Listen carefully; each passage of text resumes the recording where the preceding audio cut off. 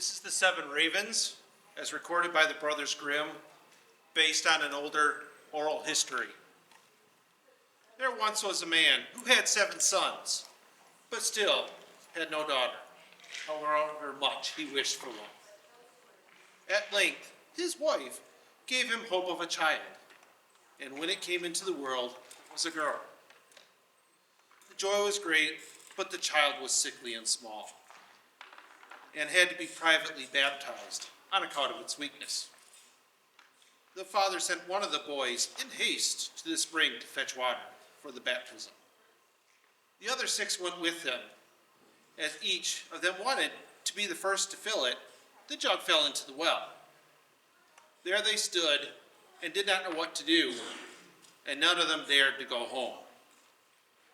As they still did not return, the father grew impatient and said, "They have certainly forgotten it for some game, the wicked boys."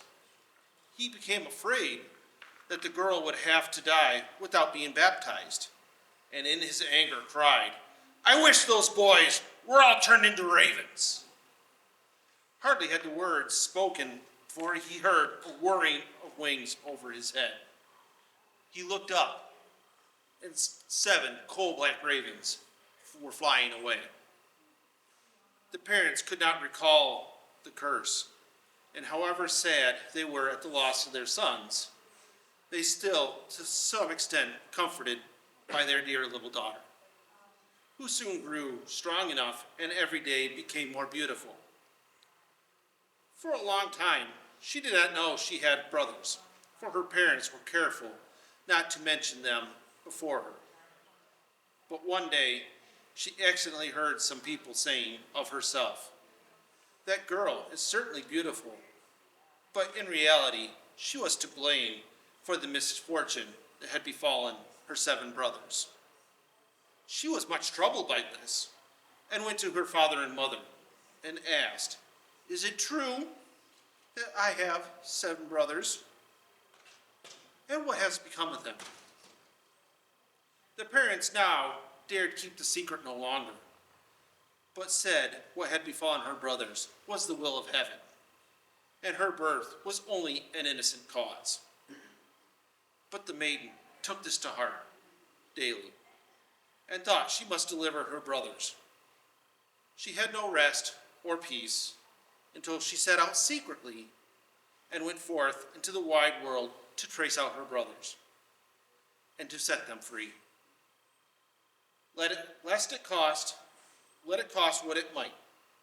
She took nothing with her but a little ring belonging to her parents as a keepsake, a loaf of bread against hunger, a little pitcher of water against thirst, and a little chair as a provision against weakness.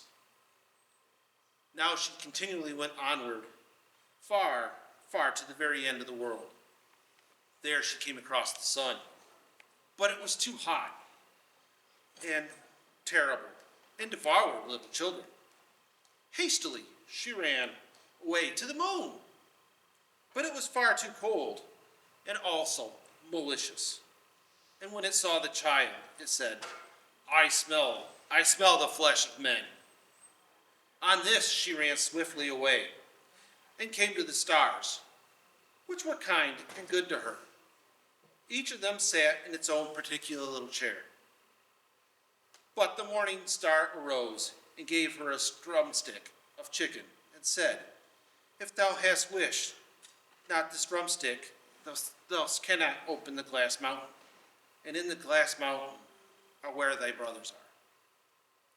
The maiden took the drumstick, wrapped it carefully in cloth, and went onwards, again until she came to the glass mountain. The door was shut, and she thought she would take the drumstick.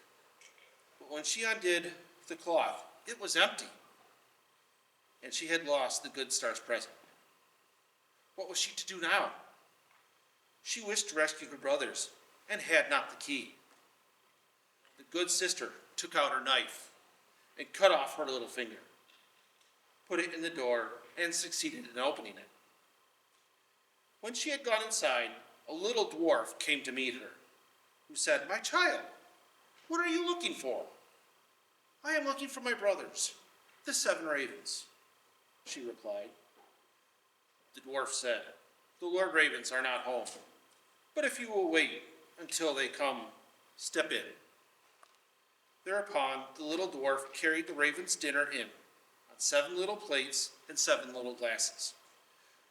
The little sister ate a morsel from each plate, and from each little glass took a sip. But in the last little glass she dropped her ring, which she had brought from home.